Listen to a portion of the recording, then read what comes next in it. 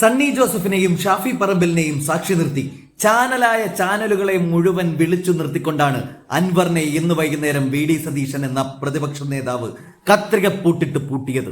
ഞങ്ങളോടൊപ്പം ഇപ്പോൾ ചേർന്ന് നിന്നാൽ ഞങ്ങളും ചേർത്ത് നിർത്തും, ഇല്ലെങ്കിൽ പിന്നെ പോയി പണി നോക്കേണ്ടി വരുമെന്ന മട്ടിലായിരുന്നു സതീശന്റെ വാക്പ്രയോഗം. എന്നു കരുതി UDFന്റെ ഒരു കരിയില പോലും ഇളക്കാമെന്ന് ഒരുത്തനും കരുതേണ്ട എന്ന താക്കീതും സതീശൻ നൽകുന്നുണ്ട്. നിലമ്പൂരിനെ ഇളക്കിമറിച്ച രംഗങ്ങൾ കാണാം. ഒരു വാക്ക് നിങ്ങൾ എത്ര ചോദ്യം ചോദിച്ചാലും ഞാൻ ഈ പറഞ്ഞതിന്റെ അപ്പുറങ്ങളില്ല. ഞാൻ പറഞ്ഞതിൽ വ്യക്തതയുണ്ടല്ലോ. ഈ നിലമ്പൂരിലെ ഉപതെരഞ്ഞെടുപ്പുമായി പൂർണ്ണമായി സഹകരിച്ച് പോകണമോ വേണ്ടയോ എന്ന് തീരുമാനിക്കേണ്ടത് അദ്ദേഹമാണ്. അദ്ദേഹം ആ തീരുമാനം എടുത്ത് ആ തീരുമാനം പ്രഖ്യാപിച്ചാൽ ഞങ്ങൾ UDFന്റെ അഭിപ്രായം ഞങ്ങൾ പറയും.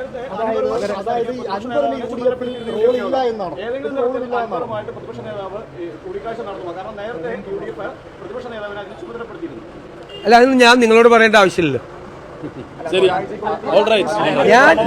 അല്ലല്ല, നിങ്ങൾ I have made it very clear.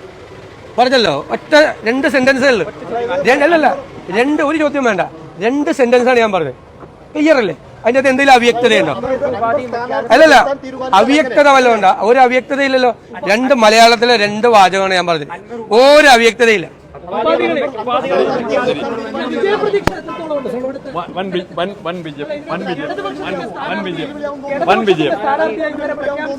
അതല്ലേ പറഞ്ഞത്, ഞങ്ങൾ തെരഞ്ഞെടുപ്പിൽ വളരെ പെട്ടെന്ന് സ്ഥാനാർത്ഥിയെ പ്രഖ്യാപിച്ച് തെരഞ്ഞെടുപ്പ് ആ റേസിൽ ഞങ്ങൾ വളരെ മുന്നിൽ എത്തി. ഇതിനു മുമ്പ് തന്നെ ഞങ്ങൾ എത്തി, തെരഞ്ഞെടുപ്പ് പ്രഖ്യാപിക്കുന്നതിന് മുമ്പ് തന്നെ. കാരണം ഞങ്ങൾ ഇവിടെ ഏകദേശം 10,000-ഓളം വോട്ടുകളാണ് ഇവിടെ മൊത്തമായി ചേർക്കപ്പെട്ടിട്ടുള്ളത്. അതിൽ 8,000-ലധികം വോട്ടുകൾ ചേർത്തത് UDF ആണ്.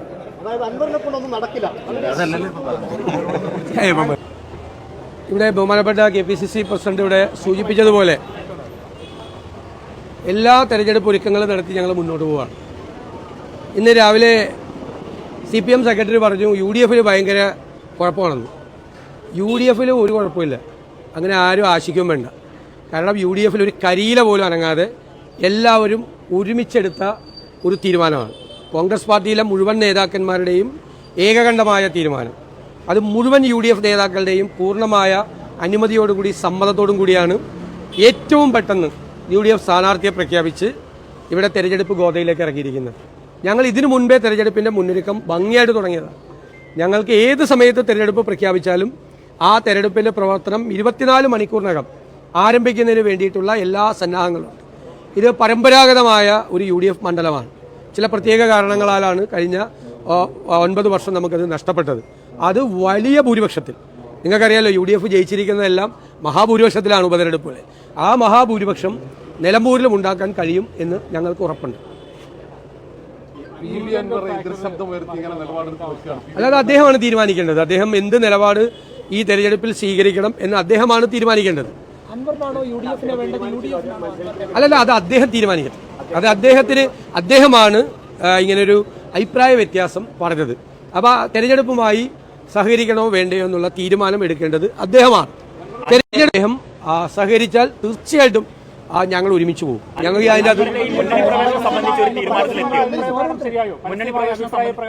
അല്ലല്ല, അത് അദ്ദേഹം തീരുമാനിക്കട്ടെ. അദ്ദേഹം തെരഞ്ഞെടുപ്പുമായി, ഈ നിലമ്പൂരിലെ ഉപതെരഞ്ഞെടുപ്പുമായി, UDFന്റെ പ്രവർത്തനവുമായി അദ്ദേഹം സഹകരിച്ചു പോകണോ വേണ്ടയോ എന്ന് അദ്ദേഹം എടുക്കുന്ന വ്യക്തിപരമായ തീരുമാനമാണ്. ഞാൻ പറയട്ടെ, അദ്ദേഹം എടുക്കേണ്ട വ്യക്തിപരമായ തീരുമാനമാണ്. ആ തീരുമാനം അദ്ദേഹം എടുത്തു കഴിഞ്ഞാൽ അപ്പോൾ UDFിലെ അഭിപ്രായം അത് അവർ വേറെ എന്തോ സൗഹൃദം ഞങ്ങൾ അറിഞ്ഞുകൊണ്ട് പോയത്. മുന്നണി പ്രവേശനം നടക്കുകയാണെങ്കിൽ താൻ മത്സരിക്കില്ല, അല്ലെങ്കിൽ തനിക്ക് മറച്ച് ചിന്തിക്കേണ്ടി വരും എന്നുള്ള കാര്യമാണ്. അപ്പൊ മുന്നണി പ്രവേശനം സംബന്ധിച്ച് ഒരു തീരുമാനത്തിൽ എത്തിയോ? ഞങ്ങളോട് പറഞ്ഞല്ലോ അദ്ദേഹം. ഞങ്ങളോടല്ലല്ലോ അങ്ങനെ പറഞ്ഞിരിക്കുന്നത്, നിങ്ങളോടല്ല പറഞ്ഞിരിക്കുന്നത്. ഞങ്ങളോടല്ല